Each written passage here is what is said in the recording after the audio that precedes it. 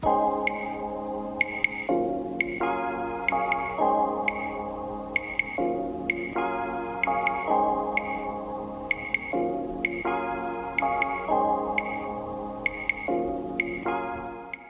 and welcome to the third episode of the Daily Tide podcast. I am your co-host, Sophie. And I'm your other co-host, Marin. I'd like to acknowledge that we are recording and learning on the unceded traditional territory of the Squamish, Musqueam, and Coast Salish nations. Today in the studio, we have Caitlin. Welcome, Caitlin.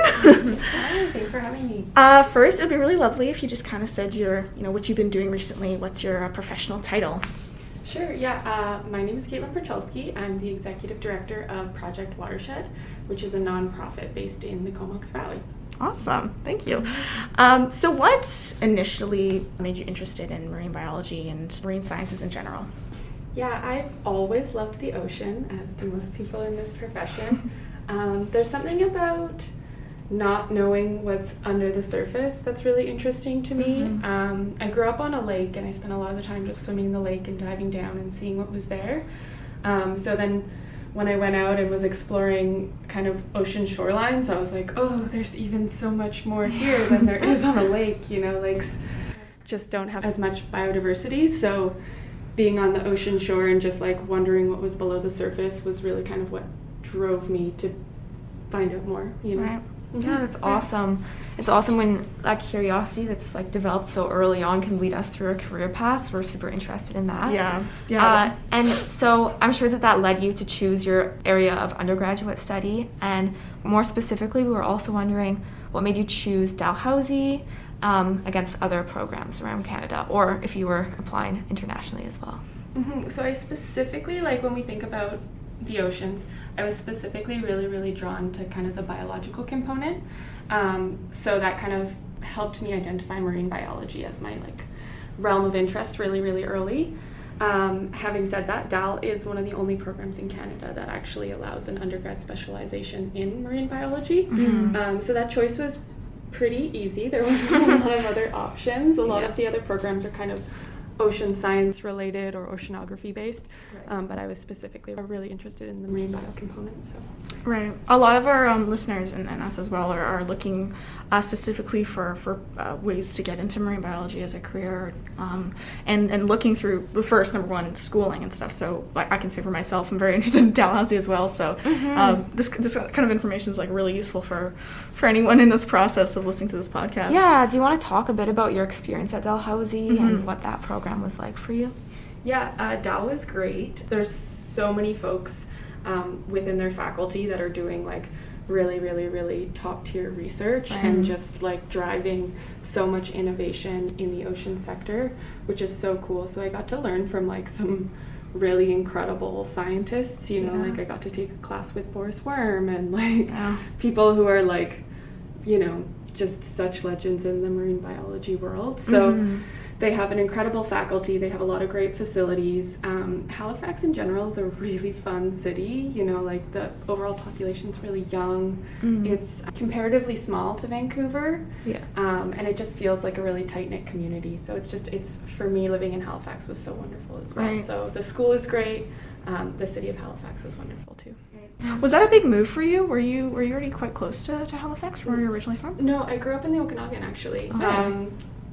But I've always been one of those people that has never been that afraid of taking really big steps. That's awesome. So a friend of mine had also been interested in DAL. She didn't end up going, but I just kind of, you know, got accepted.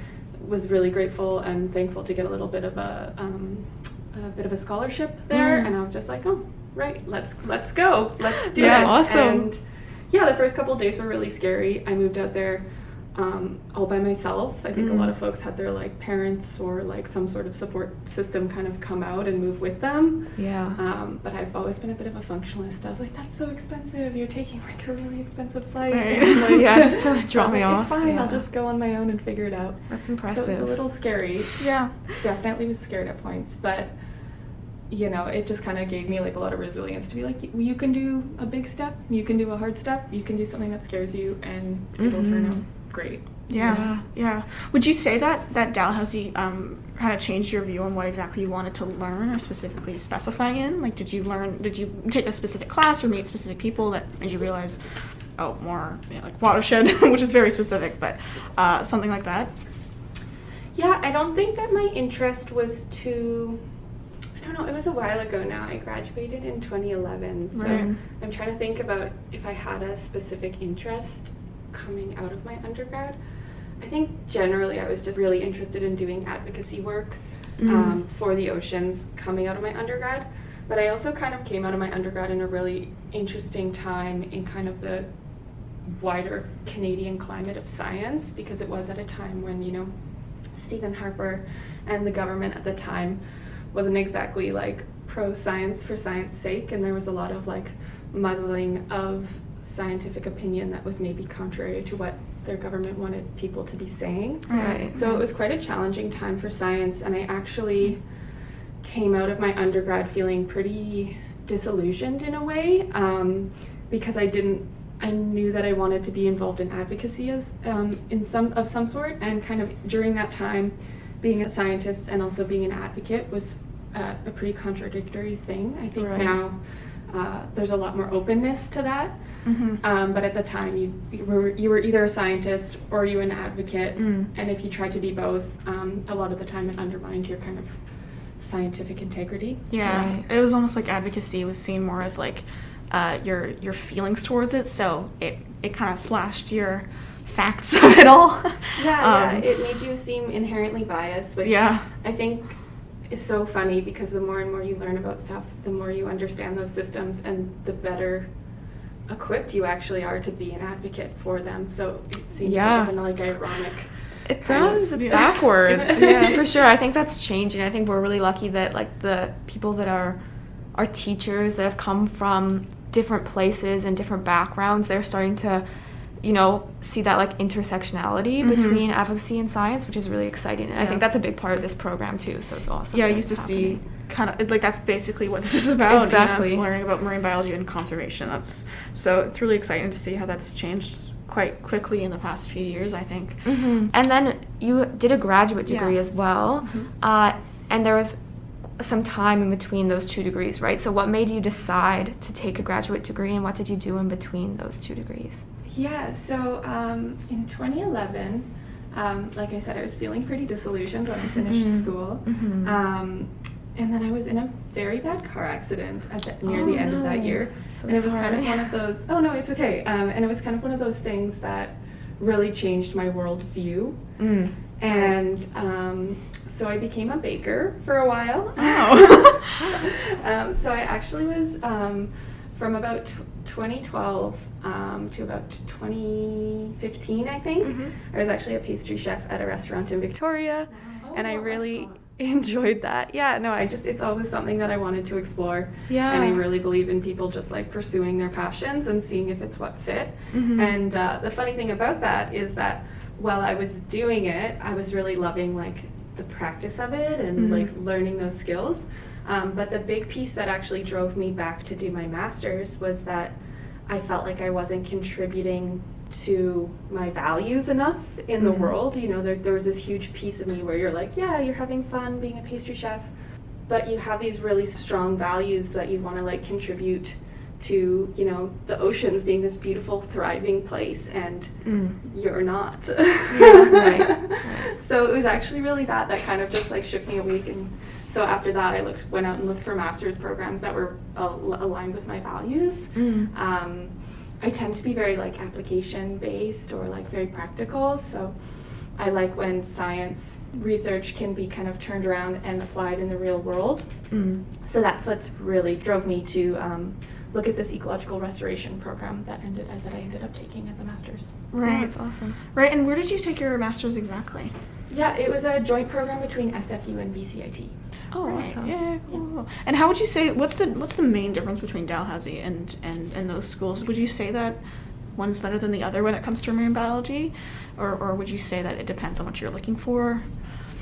Yeah, when it comes to specifically a marine biology focus, Dal is kind of like the leading institute in the country. I don't really think that there are too many other institutions that can really compete with that. Maybe UBC and UVic to some, in some regards. Like, it depends what you want to look at, I think.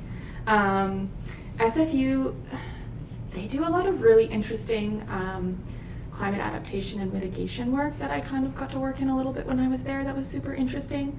And they also have a very kind of community engaged lens that's really interesting that I didn't see so much when I was at Dal. And then BCIT, their expertise is really just in the application. So it was very applied. You know, sometimes we go out and learn how to cable rocks to logs to put them in streams, you know. It's very much like on the ground application of skills. Yeah. That's awesome. I feel like when you're in your master's, that can be one of the top stuff. You've already known the basics. You've gone through your years of learning the biology of it all, and now in your master's, you're just kind of applying it. You're just using what you've learned. So I think BCIT is one of those underrated master's schools when it comes to application. Yeah, and did you do a thesis with your master's? And if so, what was that research on?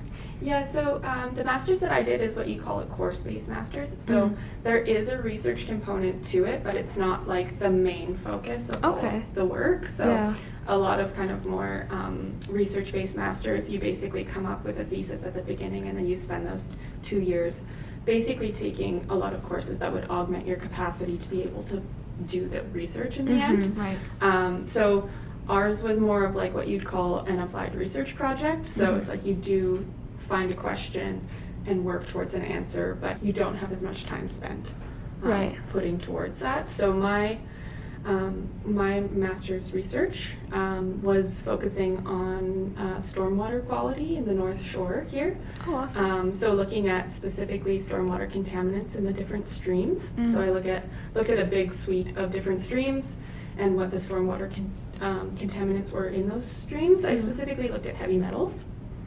And we use that as a way to try to identify which stream systems could benefit the most from green infrastructure installations. Specifically, we were looking at rain gardens, basically green infrastructure that's good at removing contaminants from stormwater. Right. That's interesting. Yeah, that's very interesting. I'm part of a few groups right now that look at storm drains and how that translates into like our oceans and pollution and stuff. So I always find that extra interesting because I have a bit of a connection to it. What was the main thing that you took away from that project and those years that you did at BCIT?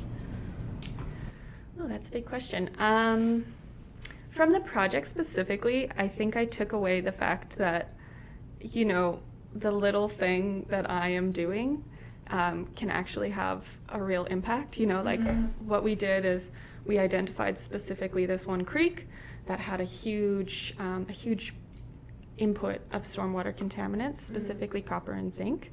And we actually went to one of the developers that had a big development within that watershed that we kind of thought could be contributing to that as well, because there was some sort of kind of ability for us to pick up where the contamination was coming up. You know, if you're like testing higher up in the stream and you're not seeing anything, and then as you go down towards the mouth of the creek or river, if you're seeing that kind of stormwater footprint pick up, you're like, oh, it's happening maybe here or here. So we kind of looked at that. And so we actually ended up identifying this one developer, and their development had a big parking lot. So we're like, oh, maybe this is contributing.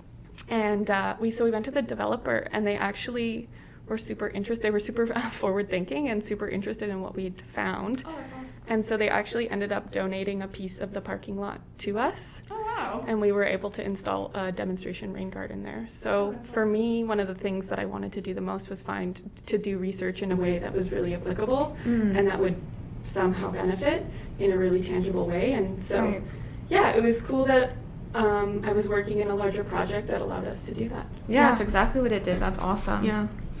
And in terms of both of your degrees, but I guess we'll focus on your graduate degree, what did you find most challenging about it, and what did you find most fulfilling, like the two flip sides? Yeah, the most challenging part might have been the timeline. It was only a 2-year program, and we had to like come up with unique research.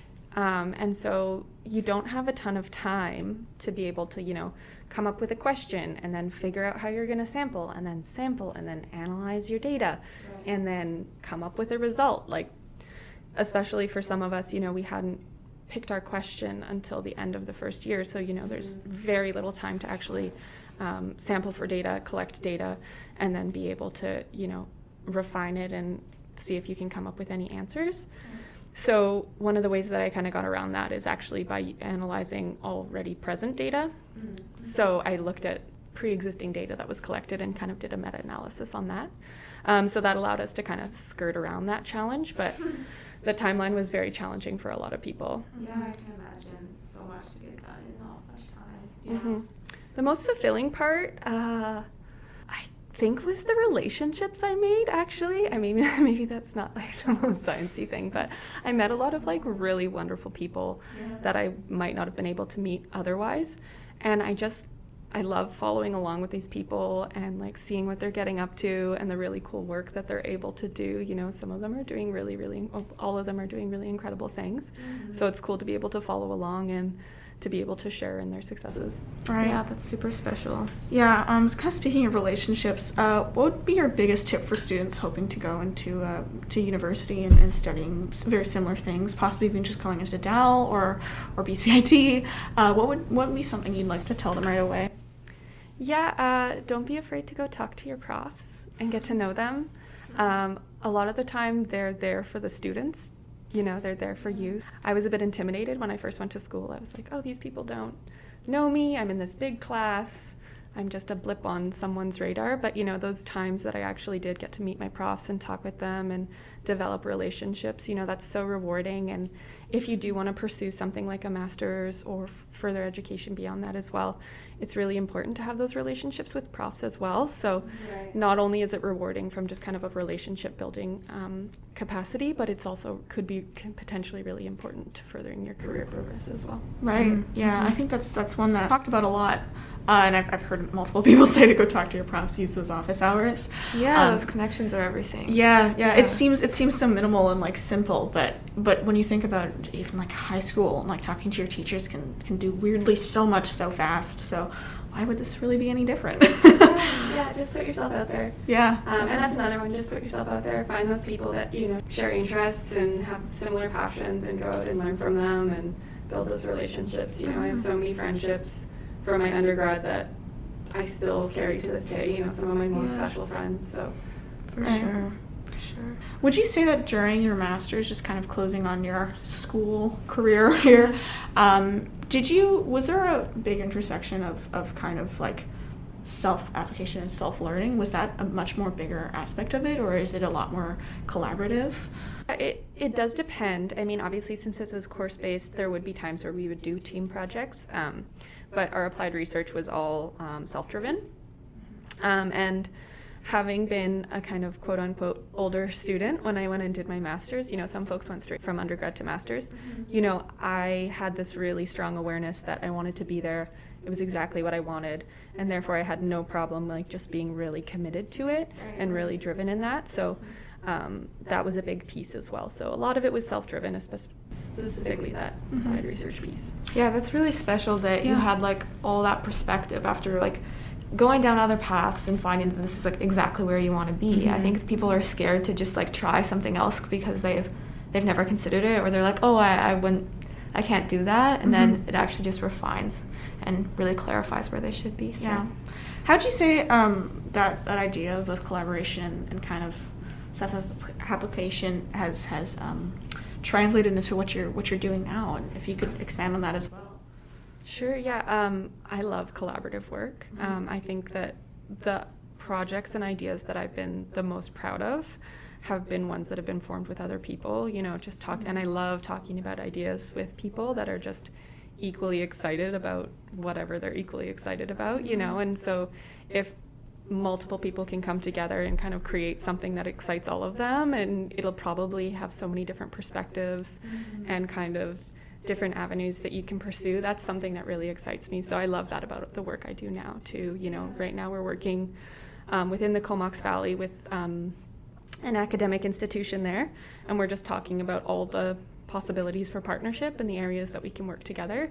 And it's been so exciting to just like sit down with people that are like interested and just explore ideas together. Yeah, that's very exciting.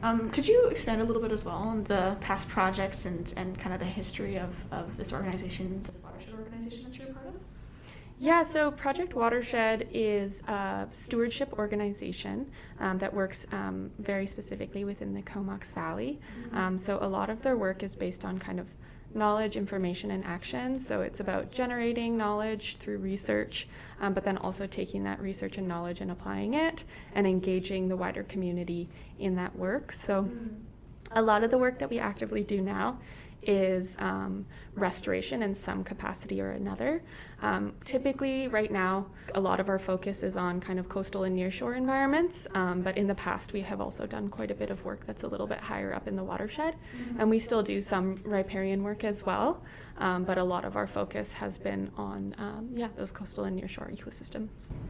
Oddly, for a place that has so many watersheds and streams and such a rich ocean and water life around Vancouver area, there's really small number of programs like this. There's Watershed Watch, which I'm a part of as well, but yeah, it's always very interesting to hear how compared to I guess salt water, those like freshwater and lakes are overlooked slightly. So it's always very cool when you hear people collaborating on those projects.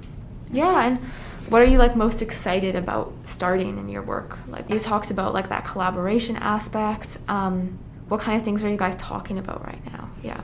So our main project right now, and it's a big one, is Sawmill Restoration. So there's an old sawmill site that's right on the Courtenay River. It's about 8.3 acres, and it's just adjacent to a conservation area called Halifax Flats, and it's all within the Comox estuary. So that project, we've been working on fundraising for it for a very long time, because first we had to acquire the land, and that was $3.2 million.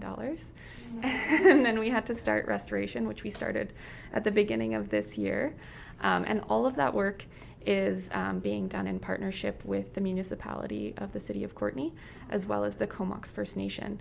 And so we get to work together and kind of leverage ideas and different capacities to be able to carry out the project. So that's been so interesting. And of course, having the Comox First Nation as such an integral piece of that project has been so important, because the land that we're working on is, their unceded traditional territory, and actually was like a really important site culturally.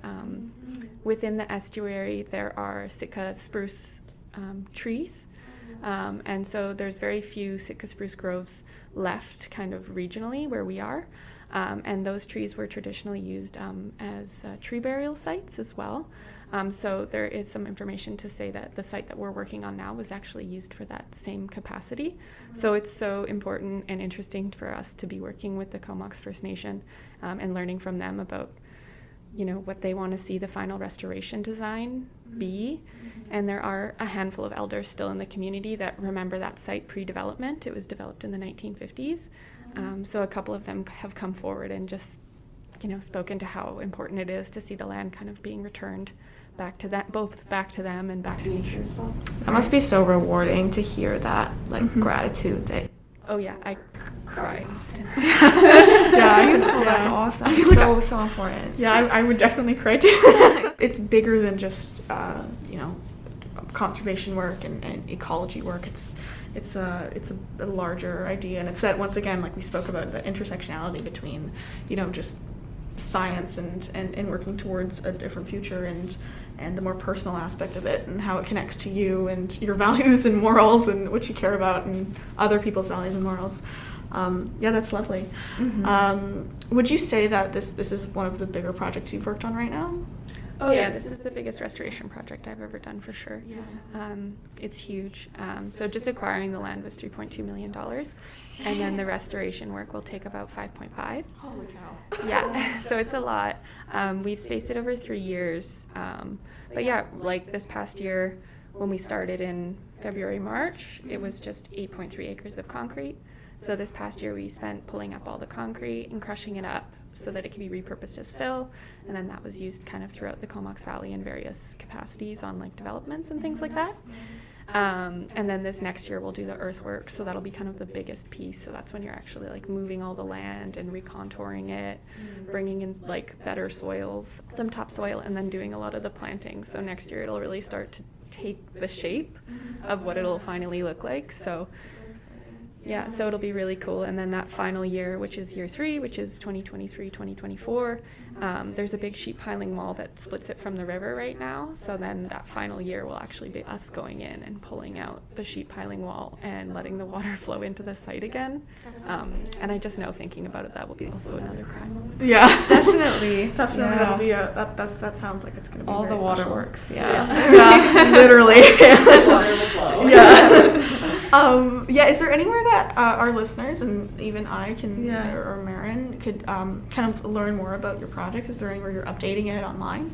Yeah, so we have a website. It's just projectwatershed.ca. If you're specifically interested in the Kuskusum project, which is the one that I have been speaking about, you can go to kuskusum.ca, which is KUSKUSSUM.ca. Awesome, yeah. I'll add all that into the description so people can go on over and check all that. So if you have any other websites or any accounts that you'd like us to add in, we'll definitely do that as well so people can keep up with all your fancy projects. Yeah. And what does your fundraising look like with this organization? How are you guys managing to get all the...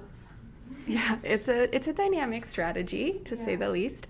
So we have done a lot of community fundraising. So the community of Comox Valley, like individuals within the Comox Valley, have contributed a lot, over $1 million at this point, for both the land acquisition and restoration, which is incredible. And then we also have had business sponsorships as well. So a lot of local businesses have supported us. We got a big contribution as well from the provincial government that they just awarded to us directly to do this work, which was wonderful. And then another big piece has, of course, been granting. So we have a very dynamic network of grants that we apply for every year. This past year we had specifically 5 grants for this one project that we are working on. And next year, since it's the bigger piece of work, will require even more funding than we did this last year. So I've applied for even more grants than I lost count. I think we're closer to 7 or 8 at this point. Jeez, yeah, That's crazy.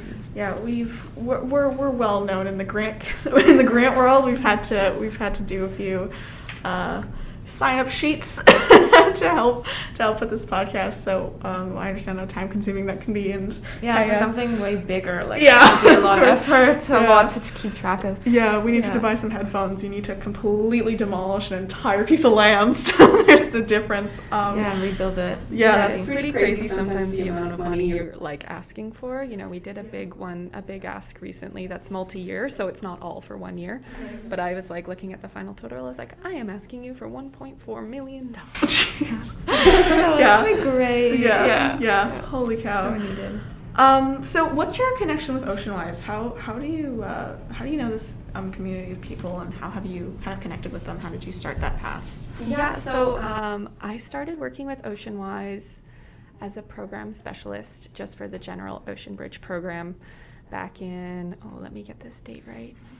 It's probably important, 2019. Yeah. I'm not a date person. Pretty close. Time has been really weird. Sorry. It was 2019. So I started working for the program in 2019 as a program specialist, which means I got to be a mentor for a bunch of our participants, which was so cool. I loved working directly with each of the participants and just talking about them, about what they're interested in and what they're pursuing, and helping them to do that. I think that was my favorite part. I'm like, let's get you this cool opportunity. Like, let's get this for you. You deserve it. Let's go get it together. And I really loved doing that. So that was really, really fun. And then the following year, the program expanded a lot. So then I started managing the Pacific program of just the regular Ocean Bridge program. So then I was managing the Pacific program, and that was really fun. And then I'm one for like really big challenges. I like to do things. I like to be consistently challenged and consistently growing. So after about probably a little bit more than a year doing that, I was like, okay, I know how to do this. I feel like I did it well, hopefully. And I'd like to pursue something bigger. So, yeah. That's I always find that very impressive when people who that kind of jumping from transition to just always challenge yourself. I hope to do that in my life. I hope not to be kind of just stagnant in one area. So it's very inspiring, I bet, for a lot of listeners as well, to hear that that's like a possibility. And just because you're good at something doesn't mean it's the only thing you're good at. Keep growing. Yeah, exactly. And what would you say the biggest factor in your success in that mentorship role and that management role were? Well, I think I just really care about people, and I love watching people succeed, especially like the kind of people that are in the ocean. People are generally great. The kind of people that are in the Ocean Bridge program were uniquely great. You know, like I met so many incredible, inspiring people. You know, the mentorship thing was definitely not like a unilateral relationship. You know, like I learned so much from my mentees. They were super cool people, and I was so inspired by them. I was just like, I need to work harder too. You folks are working so hard. And so that was really, really great. So I think just helping them succeed was really what drove me. I just wanted to see them do awesome stuff. Yeah, it's just that intrinsic desire that really made you so successful. Yeah. What was the age range of the Ocean program? Do you want to just expand on that for people who don't really know? Oh, yeah, sure. So I was working with folks that were 18 to 30. Ocean Bridge also has programs for younger folks. 15 to 17? I think so. 17, as well. And those are all great programs. That's great. What was a super interesting project you helped someone on within that role? Oh, there were so many. Yeah. I know. I'm just like, ooh, who do I pick? Hope they're not listening, or the other ones aren't listening. One of my mentees who is from the north, the Cambridge Bay area in Nunavut, she did this project where she just did presentations to her local community about different marine biology topics, and just wanted to engage her community in learning about marine biology. So she did that, and that was really incredible. And then they did have a community celebration at the end. So that was really cool. I had another participant who was just really interested in water quality, so she actually connected with a school and went out with them and sampled a bunch of lakes to look at different contaminants that were associated with industry in the area, to kind of go and see if they could see the impacts of that industry directly in the watersheds that they were looking at. So that was another really cool one. But there were lots, and then I really have a science perspective, so that's always kind of like how I kind of relate to different topics a lot of the time. But it was really cool working with participants who were maybe like a little bit more artistic and creative in their pursuits. You know, one of them created this like magazine about like sustainable living, and like did beautiful illustrations, and just like blew my mind with like the kindness and thoughtfulness that went into every piece of work she created. So there was lots of great projects. We're lucky enough to have many groups of friends and youth to see that that have created some really incredible projects. Oh, for sure. Yeah. You need every kind of person to Yeah. help with the effort. Definitely. Yeah. Yeah, well, the podcast has important. been like quite a big challenge, a great challenge. But we can definitely see like we have some friends, you know, who've created like entire businesses already, and so I can relate to that feeling of like excitement and like love for those people who worked so hard and put so much effort into all kinds of work. I'm glad to hear that that's been your experience. And all for a similar goal. It's so rewarding. Yeah, it's really cool. It's almost like one main idea and then branched out like in 5,000 different ways. So the Ocean Services project this year have been very impressive. Super excited to see how they all go. Yeah, Definitely. I'm really inspired by like how many different avenues, like endless avenues into ocean conservation. So I think people often just kind of default to be like, well, I'm not a scientist, or like, I don't really want to be a scientist, or maybe I'm not that good at science. Everybody can be good at science. But, like it's so cool that you can work in ocean conservation and support healthy and thriving oceans from any interest that you have. You know, it's just about like finding how your interest can be leveraged to do that work. Point. Once again, bringing back that intersectionality between science and your personal interests and love for it. Once again, people get that so confused so often where like, oh, I do art, so I can't care about the ocean. And they're like, actually, fun fact, two things can be true. Exactly. Yeah. And I think that the advocacy, like the legal side of it and making action on that side is so important. And there's super different kinds of brains that like do super well on that. Yeah, definitely. We have some friends like that right now too. Yeah, super awesome. Yeah, absolutely. Like, for example, right now for the Couscous project, I just had the artist in residence from our local art gallery reach out to me, and she was like, I want to do a project on Couscous. And I was like, that's amazing. What do you need to know? How do I facilitate this for you? So like we even have, of course, like a restoration or like science lens to our work, but then so many people who want to support it are using all their different capacities and avenues to just figure out a way to do that. So it's so cool. Right. Yeah. Right. Going more broad real quickly, what would you say is the biggest impact of climate change on your field and with Watersheds? What do you think has hit it hardest? Do you mean like a direct climate change impact? Yeah. Would you say like it's more, or maybe even actually it isn't even climate change that's hitting Watersheds hardest right now. Maybe it's actually like man-made specifically. Yeah. But would you say there's an aspect of climate change at all that's hitting Watersheds right now? Oh yeah, for sure. Like indisputably. But I would say for us in our work, the unpredictability has been really hard. So specifically this year, we were planting things in the spring, having a really hard time like getting them through the drought season. So we've kind of shifted all of our plantings to the fall to try to avoid that kind of drought aspect altogether and the heat aspect altogether.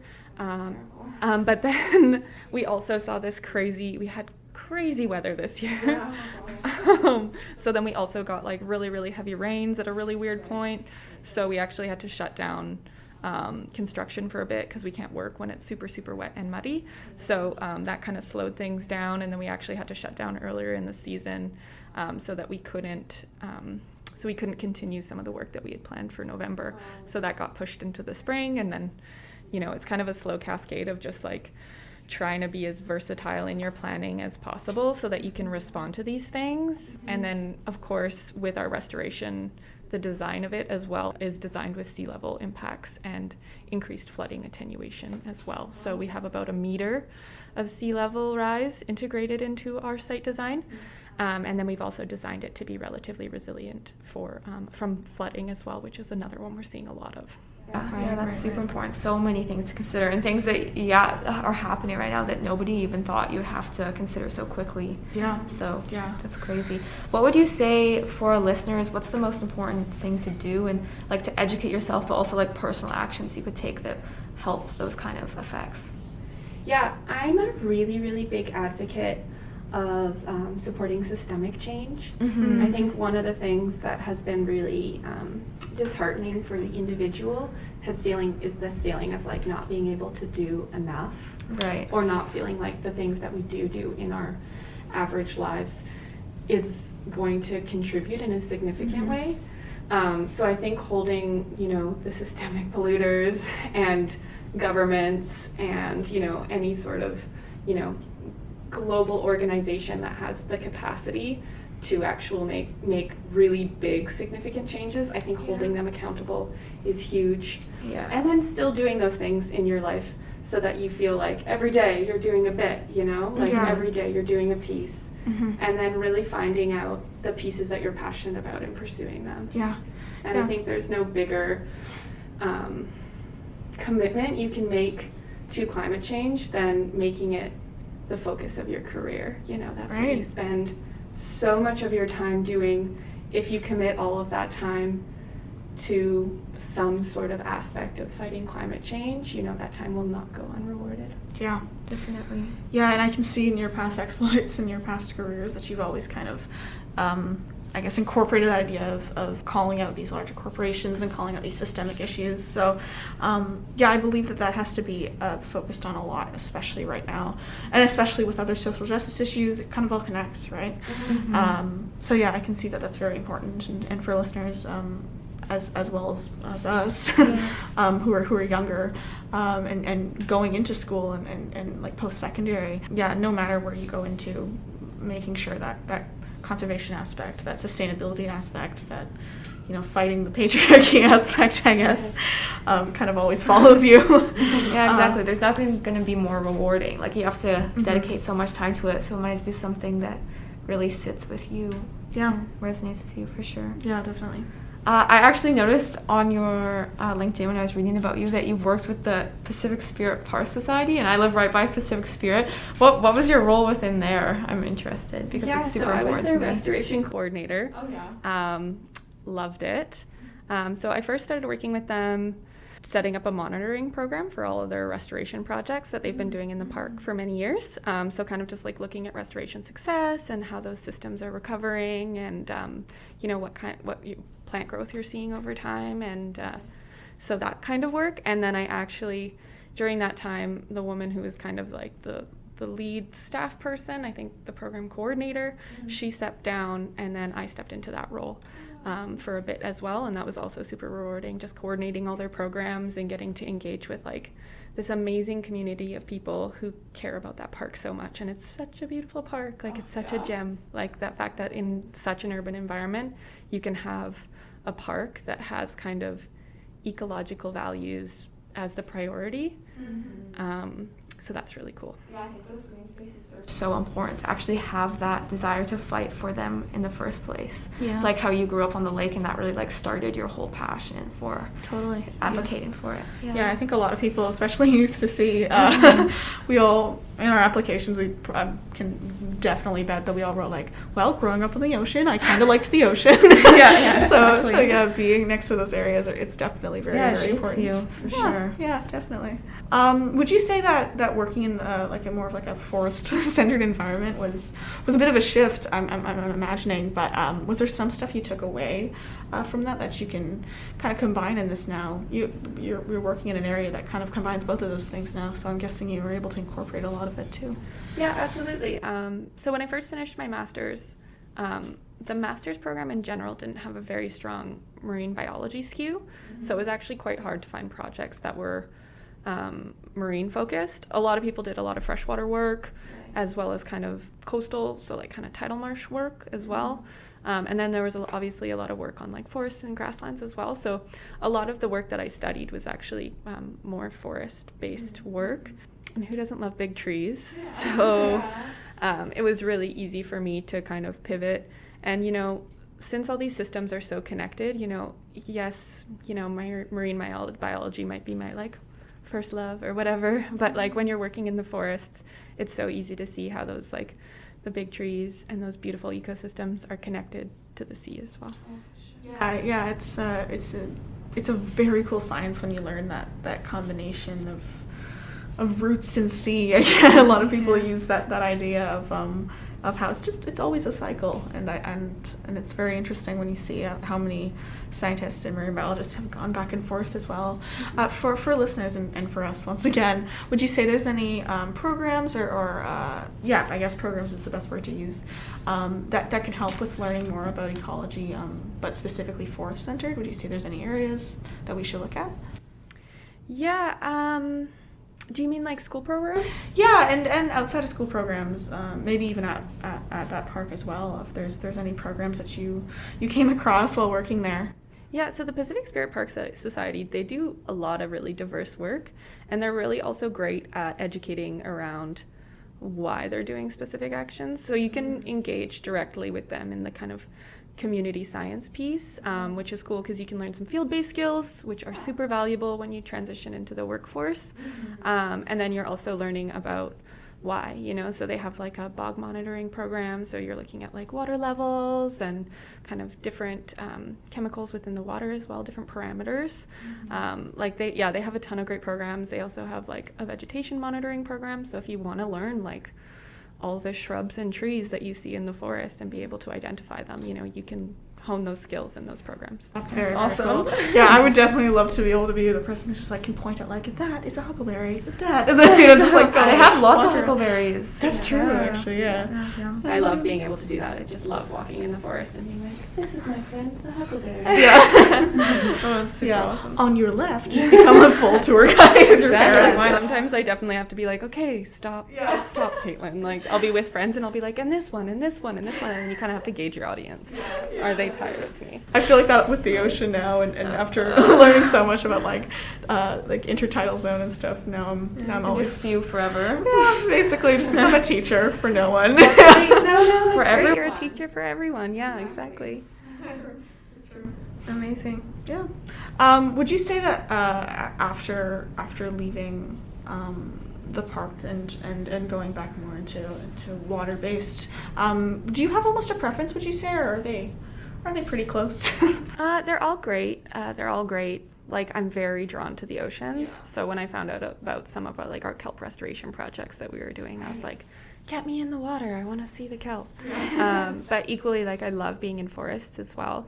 And I think one of the cool things about restoration is you develop such a close connection with the land by working directly on it and working to like improve its health and its resiliency. You have such a close connection to the land and such a feeling of care and stewardship. So for me, it's not really necessarily about the ecosystem, but it's more so about that connection to place. Yeah, that's a very good point. Beautiful. When thinking about I'm of course growing up in BC, and I'm betting that Marion can relate to this as well, and sea to sky, all of that idea of being both so close to the water and so close to the forest. It's an odd combination. It's the best thing ever. It's the best combination, but it's an really odd combination too. Would you recommend any resources for anyone who's hoping to get interested in any of the fields that you're in as well? That's kind of outside of school, more specific, kind of like what we were speaking about, like at the park. Would you recommend any more resources? Oh, like organizations, or I was thinking about books when you said resources. I was like, books. Yes. I'm like, if you haven't read Braiding Sweetgrass, do it. There's lots of great books. I have a very diverse interest in almost anything to do with nature, so I've also been on a deep dive with fungus right now. So there's lots of good, fungus resources as well. There's loads of books. So I don't know if I can even start that, because that would be a long day for everyone. Programs, I think just figure out what you're interested in your local area, and then see if there's an organization already working in that. I think that's been a big thing. I used to work for this kind of in tandem with this organization that was working on the water quality in Burrard Inlet. So there's a huge movement right now to remake the Burrard Inlet water quality monitoring parameters. So basically refresh what parameters they're looking at and why. And so that's been a huge movement driven largely by the Tsleil-Waututh Nation, which is incredible. But one of the things I learned from a woman there is that before kind of starting any project or any work, she would just do a really big research into who was doing what in the area, and to see, and then to reach out to them and be like, hey, what is this that you're working on? So I would encourage folks to do that, to just find out what already exists in their area, so that rather than creating maybe potentially something redundant, they can work in tandem with the organizations that are already around. Better. Very, very, very good point. I think a lot of people just want to start their own thing and kind of go on their own path, but together is stronger. So together is better. For add on, and there's usually other people who are already very passionate about what you're passionate about. So, well, I might take another think about the resources and maybe send you folks a list, because I'm sure I have loads. I just right now I'm like, no, of course. The one book is awesome. Yeah, I've heard so much about it. I'm gonna have to get it. I genuinely think I actually have it on hold at the library right now. I'm so excited for you.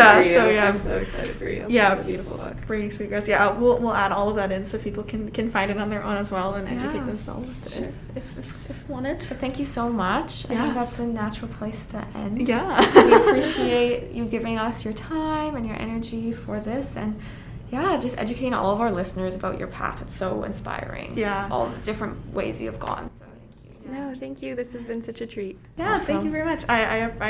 Just from my end as well, I really appreciate you speaking specifically about kind of your school path.